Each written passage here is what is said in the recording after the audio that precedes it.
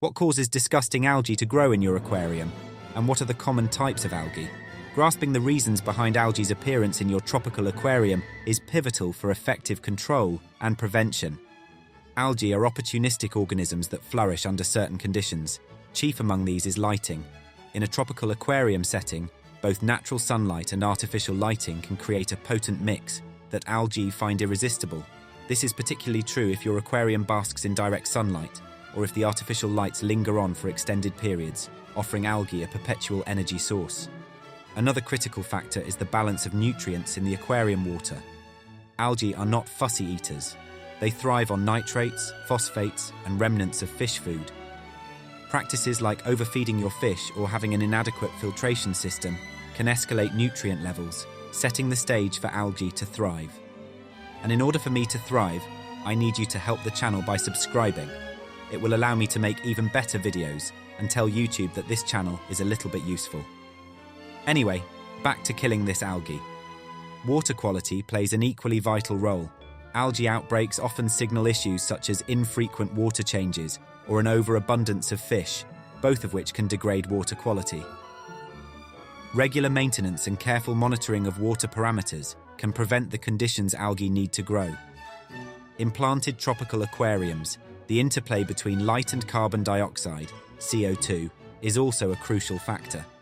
If the balance tilts with too much light and not enough CO2, it can disadvantage aquatic plants and give algae the upper hand. Algae don't discriminate when it comes to surfaces for colonization. Aquarium decor, substrate, and even the plants themselves can become unwitting hosts. Surfaces that are not regularly cleaned can easily turn into algae hotspots. As we go through the various types of algae, I will put on the screen links to treat the specific algae you are looking to manage. I will also include links in the description for detailed guides on how to treat it. Green spot algae, scientifically known as coca mixa, manifests as hard green spots on your aquarium surfaces. It is easily recognizable due to its distinct appearance. You can primarily spot it on the aquarium glass, plant leaves, and decorations. This type of algae forms small circular green dots. The spots are typically very hard and can be challenging to remove manually. The dots can range from the size of a pinhead to slightly larger. Green spot algae in small amounts can add a touch of realism to your aquarium. It gives the impression of a natural aquatic environment. However, an overgrowth can cover aquarium surfaces and obstruct viewing. A unique characteristic of green spot algae is its slow growth rate. Unlike other algae types that may spread rapidly, this one takes time. Its slow pace can, in a way, make it easier to manage.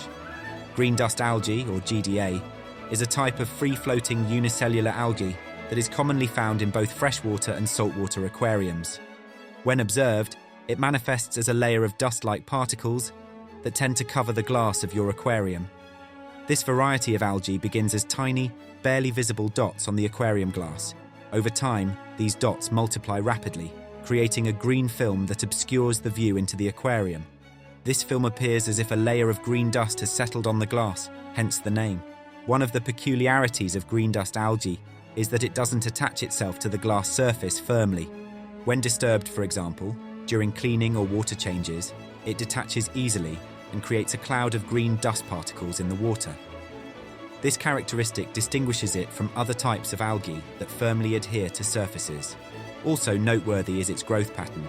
Unlike some types of algae that can thrive in specific areas of the aquarium, green dust algae tends to cover the entire glass surface uniformly. As the name suggests, green hair algae appear like strands of hair, giving it a furry or tufted appearance.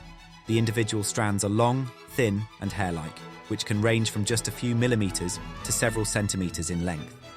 The color of this algae is generally bright green, but it can vary from pale green to dark green depending on the conditions in the aquarium.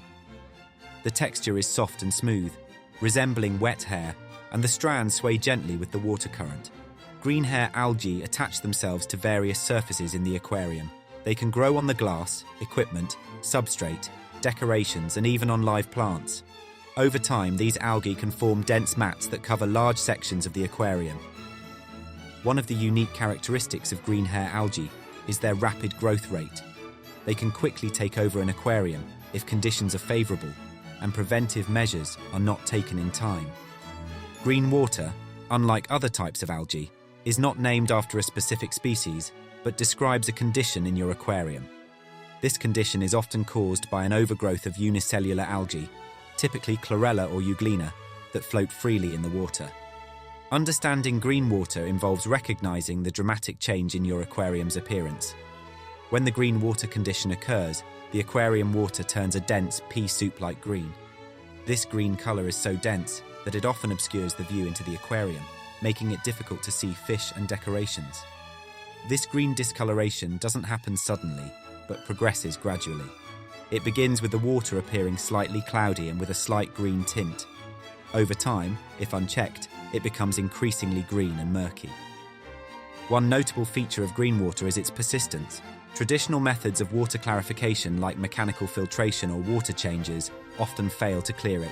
This is because the causative unicellular algae are free-floating and reproduce rapidly, repopulating quickly even after significant water changes. The most distinguishing feature of brown algae is its color. Unlike other types of algae that are typically green, brown algae appear as a brown or dark golden layer on various surfaces within the aquarium. This coloration results from the presence of a pigment called fucoxanthin. The texture of brown algae is also distinctive. It feels soft and slimy to the touch, making it easy to differentiate from other algae types. It's also relatively easy to remove, often sloughing off surfaces without much effort. Brown algae grow on many surfaces within the aquarium. These can include the aquarium glass, substrate, decorations, and plant leaves. In severe cases, they can form a heavy coating that covers everything in the tank, resulting in an unattractive, dirty appearance. Another key feature of brown algae is their ability to flourish even in low light conditions. Unlike many types of algae that require strong light to thrive, brown algae can grow well even in inadequately lit aquariums. Decoding blue-green algae requires recognizing their distinctive features. One of the most noticeable characteristics is their coloration. Although referred to as blue-green, Cyanobacteria can appear in a range of colors, including green, blue, and even reddish purple. This variation depends on the specific species and environmental conditions in the aquarium. The texture and growth pattern of blue-green algae also stand out. They typically form a slimy, mat-like layer that spreads across the substrate, decorations, plants, and even the aquarium glass. The mats can be easily lifted off the surfaces in sheets, revealing the characteristic slimy texture. Blue-green algae are also known for their distinct odor. When the algae bloom is significant, a musty or earthy smell may be noticeable, adding another element to its identification. An interesting feature of blue-green algae is their ability to fix atmospheric nitrogen. This allows them to thrive in aquariums with low nitrate levels where other types of algae might struggle. Black Beard Algae, abbreviated as BBA, is a form of red algae belonging to the Rhodophyta division. Despite its classification, Black Beard Algae is distinctively dark in color, often appearing black or dark purple rather than red. Identifying Black Beard Algae in your aquarium is relatively straightforward due to its unique appearance. The algae grow in tufts that resemble a beard or brush, hence the name. The individual filaments of the algae are short, typically around 1 to 3 centimeters long, and form dense dark clumps. These clumps attach firmly to various surfaces in your aquarium. Common places for Black Beard algae to colonize include slower growing plant leaves, decorations, and equipment. Over time, they can cover large portions of these surfaces, giving them a fuzzy or bushy appearance. Notably, Black Beard algae is known for its toughness and resilience. Unlike other types of algae that can be easily removed, Black Beard algae adhere strongly to surfaces, making them difficult to dislodge. This resilience is a characteristic feature that aids in its identification. Staghorn Algae is known for its distinct branching structure, which is reminiscent of a deer's antlers, hence the name staghorn. The individual strands of the algae grow in branching formations that are coarser and thicker than most other types of filamentous algae. This growth pattern is the most defining characteristic of Staghorn Algae. In terms of color, Staghorn Algae can vary. While they often appear grey-green, the color can shift towards a darker grey or even black as they mature.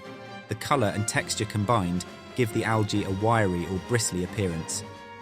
One important feature of Staghorn Algae is its ability to attach itself to various surfaces in the aquarium. You will commonly find it growing on edges of slow-growing plants, aquarium decorations, equipment, and even on the aquarium glass. A key aspect of Staghorn algae is its resilience. The algae are tough and not easily removed by simple scrubbing. They can withstand various changes in the aquarium environment and are known to thrive even in well-maintained aquariums. For each type of algae, I will be doing in-depth videos on how to treat it, as they all require specific instruction on how to do it. The links will be in the description as and when the videos are made. Thanks for watching, and please consider subscribing.